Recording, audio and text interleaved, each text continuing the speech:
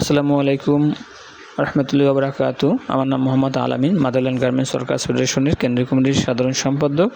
আজকের গোল টেবিল বৈঠকে উপস্থিত আছে বাংলাদেশ কৃষক ফেডারেশন সভাপতি কমরেড বদরুল আলম, সাধারণ সম্পাদক Zahid Imran Khan, motherland garments workers ফেডারেশনের কেন্দ্রীয় কমিটির সভাপতি সালেহ ইসলাম শান্তনা এবং উপস্থিত অতিথিবৃন্দ, শ্রমজীবী ভাই বোনেরা, প্রিয় দেশবাসী, আসসালামু আলাইকুম রহমতুল্লাহি ওয়া বারাকাতুহু। আজ আমি এমন একটি বিষয় নিয়ে কথা বলতে চাই যা শুধু একটি দেশের সমস্যা নয়, বরং পুরো মানব জাতির অস্তিত্বের প্রশ্ন। আর সেই বিষয় হলো বাংলাদেশ পরিবেশ জলবায়ু পরিবর্তনের ভয়াবহ প্রভাব, শ্রমজীবী মানুষের কষ্ট এবং ভূমিহীন মানুষের বেঁচে থাকার সংগ্রাম। বাংলাদেশ একটি নদীমাতৃক, সবুজ ও সম্ভাবনার দেশ, কিন্তু আজ আমাদের এই সুন্দর দেশ নানা পরিবেশগত সংকটে আক্রান্ত। নদী দখল ও দূষণ, বনভূমি ধ্বংস, বায়ু দূষণ, প্লাস্টিক দূষণ, অপরিকল্পিত শিল্পায়ন ও জলবায়ু পরিবর্তনের কারণে সাধারণ মানুষ সবচেয়ে বেশি ক্ষতিগ্রস্ত হচ্ছে। বিশেষ করে শ্রমজীবী মানুষ, গার্মেন্টস শ্রমিক, কৃষক, মৎস্যজীবী, দিনমজুর, রিক্সা চালক, নির্মাণ শ্রমিক, তাদের জীবন আজ চরম অনিশ্চয়তার মতো। প্রচণ্ড গরমে কাজ করতে গিয়ে অসুস্থ হচ্ছে শ্রমিকরা।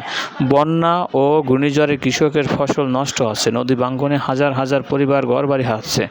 অনেক মানুষ শহরে এসে বস্তিতে মানবেতর জীবনযাপন করতে বাধ্য হচ্ছে। জলবায়ু পরিবর্তনের কারণে বাংলাদেশের যে ক্ষতিগুলো হচ্ছে তার মধ্যে উল্লেখযোগ্য হলো ঘূর্ণিঝড় ও বন্যার পরিমাণ বৃদ্ধি, নদী ভাঙ্গনে ভূমিহীন মানুষের সংখ্যা বৃদ্ধি, অতিরিক্ত তাপমাত্রায় শ্রমিকদের স্বাস্থ্য ঝুঁকি, কৃষি জমি ও ফসলের ক্ষতি, লবণাক্ত বৃদ্ধি পাওয়ার সুপেয় পানি সংকট, জীববৈচিত্র্য ও বনভূমি ধ্বংস, দরিদ্র মানুষের কর্মসংস্থান সংকট।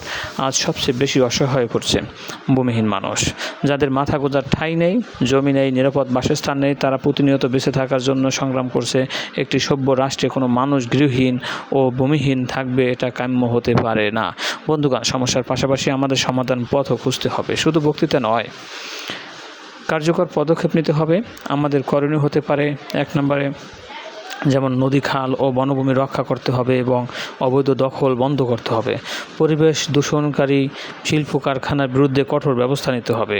শ্রমজীবী মানুষের জন্য নিরাপদ কর্ম পরিবেশ, ন্যায্য মজুরি ও স্বাস্থ্যসেবা নিশ্চিত করতে হবে। ভূমিহীন মানুষের জন্য সরকারি খাস জমি ও আবাসনের ব্যবস্থা করতে হবে। জলবায়ু ঝুঁকিপূর্ণ এলাকা টেকসই বাঁধ, আশ্রয়কেন্দ্র ও পুনর্বাসন প্রকল্পে বাড়াতে হবে। বেশি বেশি গাছ লাগাতে হবে এবং নবায়নযোগ্য জ্বালানি ব্যবহার করতে হবে। সাধারণ মানুষকে পরিবেশ রক্ষায় সচেতন করতে হবে। আন্তর্জাতিকভাবে জলবায়ু ক্ষতিপূরণ আদায়ে বাংলাদেশকে আরও শক্ত অবস্থান নিতে হবে। প্রিয় ভাই ও বোনেরা, মনে রাখতে হবে, পরিবেশ রক্ষা মানে মানুষের জীবন রক্ষা।